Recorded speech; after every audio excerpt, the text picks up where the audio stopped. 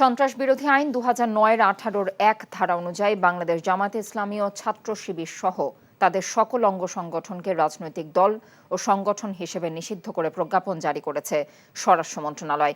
বিকেলে প্রজ্ঞাপন জারি করা হয়। 2008 সালের 4 নভেম্বর রাজনৈতিক দল হিসেবে নিবন্ধন পায় জামায়াতে ইসলামী।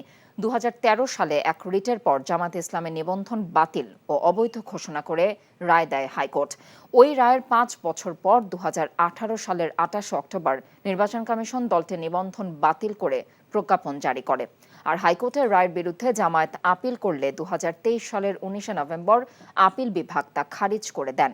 ফলে এতদিন জামায়াতে ইসলামী দল হিসেবে কোনো নির্বাচনে অংশ নিতে না পারলেও রাজনৈতিক দল হিসেবে তারা নিষিদ্ধ ছিল না। গেল সোমবার প্রধানমন্ত্রী শেখ হাসিনার সভাপতিত্বে 14 দলের এক বৈঠকে জামায়াতকে রাজনৈতিক দল হিসেবে নিষিদ্ধ করার সিদ্ধান্ত নেওয়া হয়। 3 দিনের মাথায় বাস্তবায়ন হলো সেই সিদ্ধান্তের। আজ দলটির রাজনীতি নিষিদ্ধ করে প্রজ্ঞাপন জারি করা হয়েছে। এখন তারা আন্ডারগ্রাউন্ডে চলে গেলেও তাদের মোকাবেলা করার মতো প্রস্তুতি আছে বলে জানিয়েছেন স্বরাষ্ট্রমন্ত্রী আসাদুজ্জামান খান কামাল এবং আইনমন্ত্রী আনিসুল হক।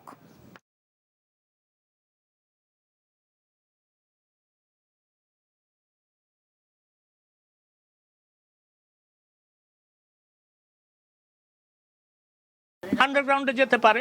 আন্ডারগ্রাউন্ডে অনেক দল গেছে, অনেক দলের কি হয়েছে আপনারা নকশালবাড়ির আপনারা ইতিহাস জানেন, তো সেটা অনেক দল যেতে পারে আন্ডারগ্রাউন্ডে। কিন্তু আমি আগেও বলেছি সেইটাকে মোকাবেলা করার মতন প্রস্তুতি আমাদের আছে। আমরা মুক্তিযুদ্ধকে দেশ স্বাধীন করছি না, ওদের বিরুদ্ধে তো আমরা সেই 71 থেকে যুদ্ধ করতেছি, কাজেই এইগুলোই আমাদের সক্ষমতা অনেক আছে।